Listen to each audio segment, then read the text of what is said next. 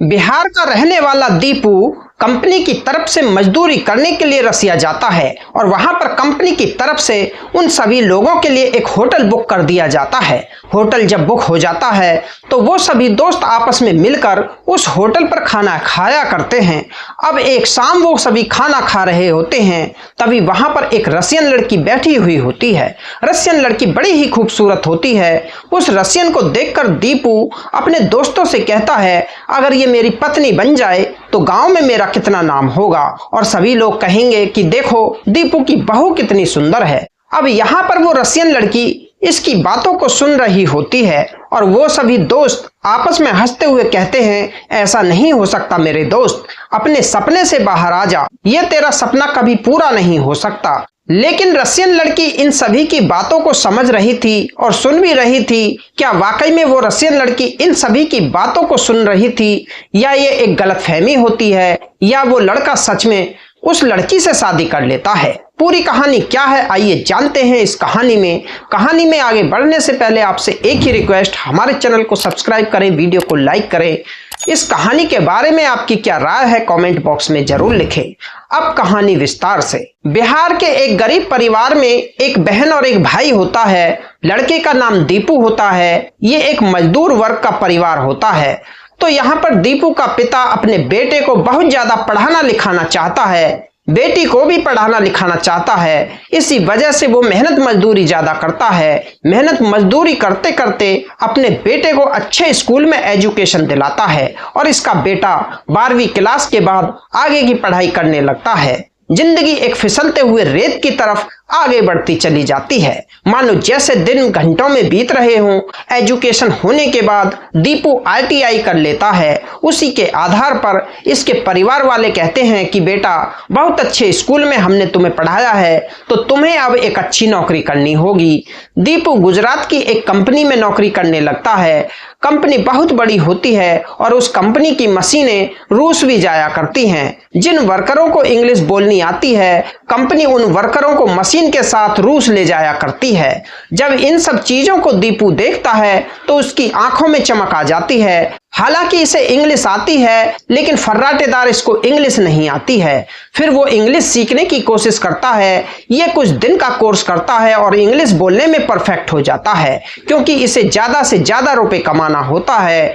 अब कंपनी की तरफ से दीपू और इसकी एक टीम को रूस भेजने की तैयारी की जाती है क्योंकि कंपनी सभी की एक टीम बनाती है। दीपू जिस ग्रुप में होता है, अब की बार कंपनी उस ग्रुप को विदेश भेजना चाहती है। दीपू और उसके पूरे ग्रुप को इंग्लिश आती है और इन सभी को मशीन के साथ रूस भेज दिया जाता है और इनके लिए वहां पर एक होटल बुक कर दिया जाता है। अब इनको करीबन वहां पर 1 महीने तक रहना है और खाना खर्चा सब कंपनी का होता है। तनख्वाह भी इनको ज्यादा अच्छी मिलती है, तो इतना अच्छा ऑफर कोई कैसे गवा सकता है। जो होटल बुक किया जाता है उसमें दोनों टाइम के लिए खाना खाने के लिए जाया करते।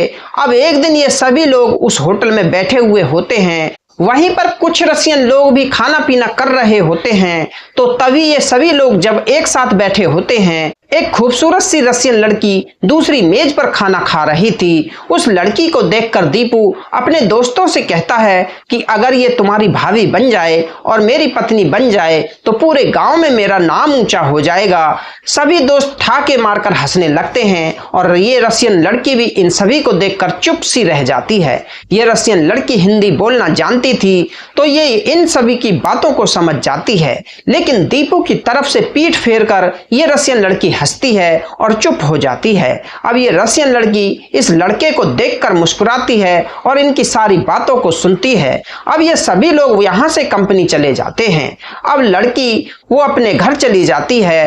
कंपनी जाने के बाद दीपू की नजरों में उस लड़की की एक तस्वीर सी बन जाती है। उस लड़की के लिए दीपू की नजरों में एक अलग अहमियत बन जाती है। वो कंपनी में कुछ भी काम करता, केवल वही लड़की उसकी आंखों के सामने आया करती और उसके कारण दीपू रात को ठीक से सो भी नहीं पाता है, केवल उस लड़की को ही याद किया करता है। अब दूसरा दिन हो जाता है और होटल में खाना खाने का वक्त आ जाता है। दीपू होटल में आता है। होटल में आने के बाद वहां पर सभी लोग बैठे हुए होते हैं। खाना टेबल पर आ जाता है, लेकिन जो दीपू की नजरें आज भी उसी रसियन लड़की को ढूंढ रही होती हैं जो उसे कल मिली थी। लेकिन आज वो लड़की होटल में नहीं आती है। जब लड़की होटल में नहीं आती है तो दीपू को खाना भी अच्छा नहीं लगता है। वो सोचता है कि किसी तरह से मैं उससे मिल जाऊं तो दोबारा से मैं उससे अच्छे से बात करूं। वो रोज होटल में आया करता, लेकिन उसे वो लड़की दिखाई नहीं देती है।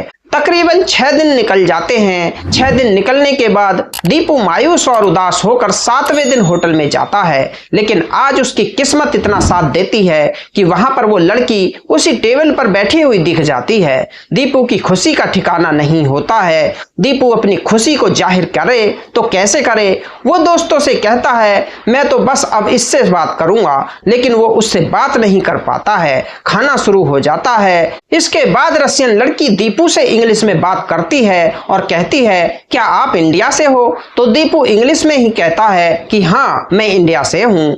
तो यहाँ पर वो रसियन लड़की कहती है कि आप बड़े ही खूबसूरत हो, बहुत अच्छे हो और आपके विचार भी बहुत अच्छे हैं। तो दीपू कहता है कि अच्छा आपको बातें कैसी अच्छे लगी? तो वो लड़की कहती है कि कोई नहीं, बस आपको देखने में लगा और मन किया तो मैंने आपको बोल दिया। दोनों की बातचीत बढ़ने लगती है। बातचीत बढ़ने के बाद ये दोनों एक दूसरे से कहते हैं कि क्या हम दोस्ती कर सकते हैं, और इन दोनों में दोस्ती हो जाती है।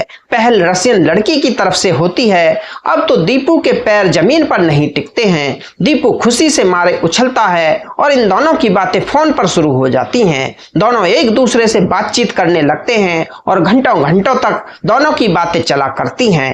अब कई दिनों तक इनकी बातें चलती हैं। तभी रसियन लड़की कहती है कि दीपू आप उस दिन ये कह रहे थे कि तुम्हारी मुझसे शादी हो जाए तो मेरे गांव में नाम हो जाएगा।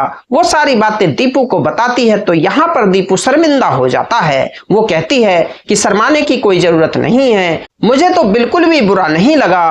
तुम्हें क्या पता मुझे हिंदी आती है या नहीं आती है, और तुम्हारे इसी मजाक या जो स्वभाव है इसी को देखकर तो मुझे तुम अच्छे लगते हो। यहाँ पर दीपू समझ जाता है कि माजरा क्या है और ये दोनों एक दूसरे को प्रपोज कर देते हैं। प्रपोज आधा अधूरा सा होता है, ना ही तो वो रसियन लड़की क्लियर बात कर पाती है और ना ही दीपू कर पाता है। अब दीपू के इंडिया आने का समय नजदीक आ जाता है। जब इंडिया आने का समय नजदीक होता है तो दीपू कई बार कहता है कि मैं अब इंडिया जाने वाला हूँ। तो यहाँ पर वो रसियन लड़की कहती है कि नहीं, अब तुम इंडिया मत जाओ, यहीं पर रहने लग जाओ। ये दोनों एक दूसरे का एड्रेस दे देते हैं। जब दीपू को इंडिया जाने का एक दिन बचता है तो दीपू सुबह सुबह इस लड़की के पास फोन करता है, लेकिन यहाँ पर यह लड़की फोन नहीं उठा पाती है। जब लड़की फोन नहीं उठा पाती है तो दीपू परेशान हो जाता है, लेकिन कंपनी ने जिस वक्त की उनकी टिकट रखी थी उसी वक्त पर उन लोगों को इंडिया आना है। कोई और उनका बहाना नहीं चल सकता है। दीपू करीबन 10 से 15 बार फोन करता है, लेकिन वो रसियन लड़की फोन रिसीव नहीं कर पाती है। दीपू सोचता है कि कहीं ये मुझसे वैसे ही मजाक कर रही थी, शायद हमारे बीच में बॉन्डिंग नहीं बनी है, इसी वजह से वो मेरा फोन नहीं उठा रही है। दीपू अपना बोरिया बिस्तरा बांधकर इंडिया आ जाता है। इंडिया आने के बाद दीपू के सर पर रसियन लड़की का भूत सवार हो जाता है। वो बिल्कुल उदास और मायूस हो जाता है और इंडिया आने के बाद भी वो उसी नंबर पर फोन करता है, लेकिन उस नंबर पर कोई बात नहीं हो पाती है। जब फोन नहीं उठ पाता है तो वो इतना उदास हो जाता है तो वो कंपनी से 15 दिन की छुट्टी ले लेता है। 15 दिन के लिए अपने माँ बाप के पास गांव आ जाता है, और जब वो अपने घर पर आ जाता है तो अपने बेटे को देखकर घर वाले हैरान परेशान हो जाते हैं। हालांकि उनका बेटा बहुत ज्यादा मायूस और उदास दिखाई देता है। वो अपने घर वालों को भी कुछ भी नहीं बताता है और अपने आप को कमरे में बंद कर लेता है, क्योंकि उसे उस रसियन लड़की की यादें सताती हैं और वो एकदम डिप्रेशन की तरफ जाने लगता है। यहाँ पर दीपू के दोस्त भी उससे मिलने के लिए आते हैं और कहते हैं कि दीपू तो इतना उदास क्यों रहता है, क्योंकि दीपू के परिवार वालों ने ही दीपू के दोस्तों को बुलाया था। दीपू के दोस्त जब उसको समझाते हैं तो दीपू सारी बातें दोस्तों को बताता है, तो दोस्त कहते हैं कि अरे यार उसे भूल जा, वो वहां की कहानी थी, यहाँ पर क्या होने वाला है, ऐसा कुछ भी नहीं होता। कोई विदेशी लड़की तुमसे भला क्यों प्यार करेगी और क्यों तुम्हारे साथ शादी रचाएगी। ये दोस्त भी उसको समझाकर वहां से चले जाते हैं। छुट्टियों के करीबन 15 दिन निकल जाते हैं।